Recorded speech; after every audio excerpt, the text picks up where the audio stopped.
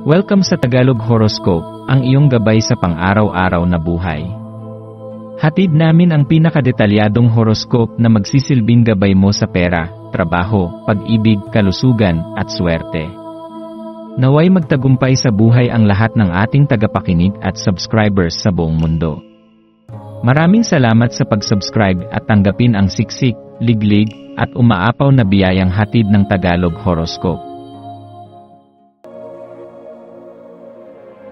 Ito ang iyong pang-araw-araw na horoscope para sa Virgo para sa Abril 12, 2025. Habang tinatahak mo ang daloy ng mga pangyayari ngayong Abril 12, mararamdaman mong tila inaanyayahan ka ng enerhiya ng araw na ito na yakapin ang iyong likas na pagiging seryoso, lalo na pagdating sa mga relasyon.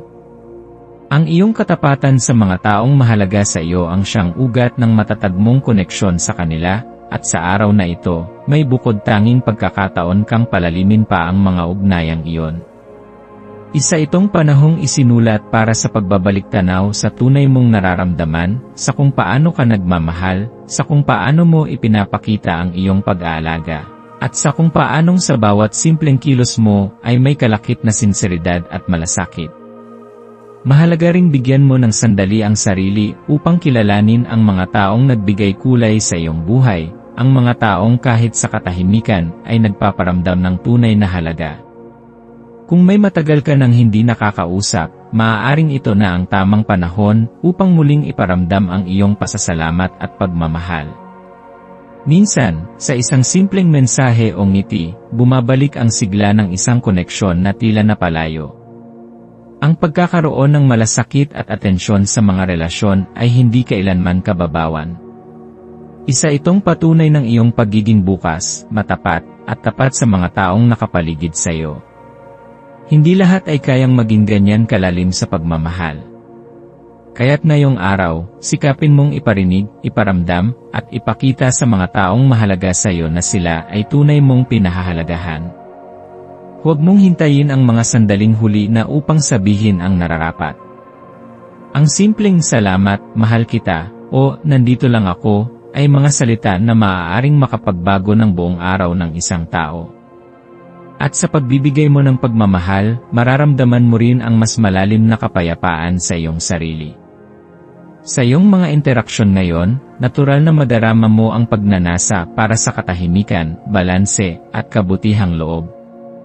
Isa itong tahimik ngunit makapangyarihang puwersa na nagtutulak sa iyo upang iwasan ang alitan at mas piniling linangin ang pagkakaunawaan. Ang pagkakaroon ng balanse sa pagitan ng iyong pangangailangan at ng mga pangangailangan ng iba ay susi sa pagkakaroon ng maayos at matatag na ugnayan. Kapag natutunan mong makinig hindi lamang sa mga salita, kundi sa kahulugan sa likod nito, mas magiging malalim ang koneksyon. At sa bawat pakikipag-ugnayan mo ngayon, laging isipin ang kahalagahan ng kapanatagan, na sa kalmadong kalooban mas madaling makapagbigay ng pag-unawa, at mas malinaw mong maririnig ang tunay na pangangailangan ng iyong kapwa. Sa iyong paglalakbay ngayong araw, maging mapanuri ka rin sa mga bagay na hindi agad nakikita ng mata. May posibilidad na magkaroon ng mga pangyayaring maaaring may bahid ng panlilinlang o hindi pagkakaunawaan. Huwag itong katakutan, bagkus ay gamitin ito bilang paalala na may kapangyarihan kang makita ang katotohanan, lalo na kung pakikinggan mo ang iyong intuisyon. May mga pagkakataon sa buhay na ang pinakamalinaw na sagot ay hindi nanggagaling sa lohika, kundi sa pakiramdam. Kaya't kung may mga usaping hindi malinaw sa iyo ngayon, huwag magmadali sa paghatol. Hayaan mong gabayan ka ng tahimik ngunit makapangyarihang tinig ng iyong loob. Buksan mo rin ang iyong sarili sa mga bagong pananaw, lalo na sa mga usapan na may lalim. Sa pagyakap mo sa katotohanan, kahit ito ay hindi madali, mas lalo mong maiintindihan ang iyong sarili at ang iba. Ngayong araw, huwag mong sayangin ang pagkakataon na lumikha ng mga karanasang mag-iwan ng bakas sa iyong puso. Ang iyong likas na kakayahang magsuri, mag-analyze, at magbigay ng konklusyon ay isang napakahalagang sandata sa pagharap sa mga bagay-bagay na may kalabuan. Ngunit ngayong araw, higit pa sa pag-aanalisa ang hinihingi sa iyo. Inaanyayahan kang gamitin ang iyong talino, hindi lamang sa pag-unawa, kundi sa paglikha ng mga alaala, mga sandaling puno ng kahulugan, damdamin, at koneksyon. Huwag kang matakot na tahakin ang hindi pamilyar. Yakapin mo ang hamon ng pagtuklas, hindi lamang sa labas kundi sa loob mo rin. Ang pagtuklas sa sarili ay hindi kailanman natatapos, at ngayong araw, maaaring may bahagi sa iyong pagkatao na muling mabuhay, muling magniningning. Ang maswerteng kulay para sa iyo ngayong araw ay kulay pilak, simbolo ng kalinawan, pagkakaroon ng emosyonal na balanse, at inspirasyon. Magsuot ng kahit anong may bahid ng kulay pilak o gumamit ng bagay na may ganitong kulay upang maramdaman mo ang liwanag ng enerhiya na dala nito. Para naman sa maswerteng mga numero, isaisip ang bilang 4, 9, at 16, mga numero na sumasagisag sa katatagan, pagkakaroon ng mas malawak na pananaw, at espiritual na paglago. Para sa maswerteng gawain, mainam na maglaan ng oras sa pagsusulat, maaari itong personal journal, liham para sa isang minamahal, o simpleng listahan ng mga bagay na iyong ipinagpapasalamat. Maaari rin na gumawa ka ng gawaing pampakalma, tulad ng paglalakad sa tahimik na lugar, pakikinig sa instrumental na musika, o simpleng pagmumuni-muni habang nakatitig sa kalikasan. Ngayong araw, tanggapin mo ang biyayang dala ng katahimikan, ng pakikinig, at ng koneksyon. Ang bawat damdamin mo ay mahalaga, at ang bawat pakikipag-ugnayan mo ay may layuning itinuturo. Huwag kang matakot na magbukas. Sa bawat pagbubukas mo ng puso, may kapalit itong paghilom, pag-unlad, at bagong sigla. Kung mararamdaman mong ikaw ay minamahal at naiintindihan, dadaloy ang tiwala sa sarili, at lalakas ang paniniwala mo sa kabutihan ng mundo.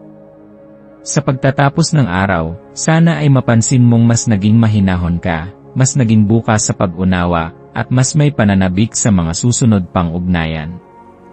Pasalamatan mo ang mga taong kasama mo ngayon, mga taong nagsilbing salamin ng iyong damdamin, at mga taong nagpapaalala na hindi ka kailanman nag-iisa.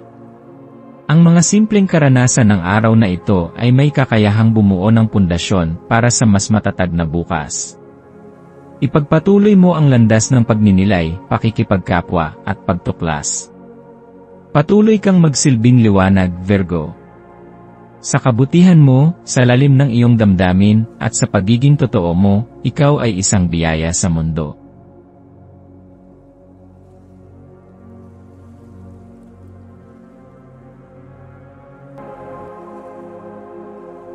Tayo ay magkaroon ng kaunting sandali upang ipagdasal ang lahat ng mga dalangin ng ating mga subscribers, na sana'y matamo nila ang kanilang mga pinapangarap sa buhay, magandang trabaho, mabuting kalusugan, payapa at masayang pamumuhay, at siksik, liglig, at umaapaw na biyaya at kayamanan.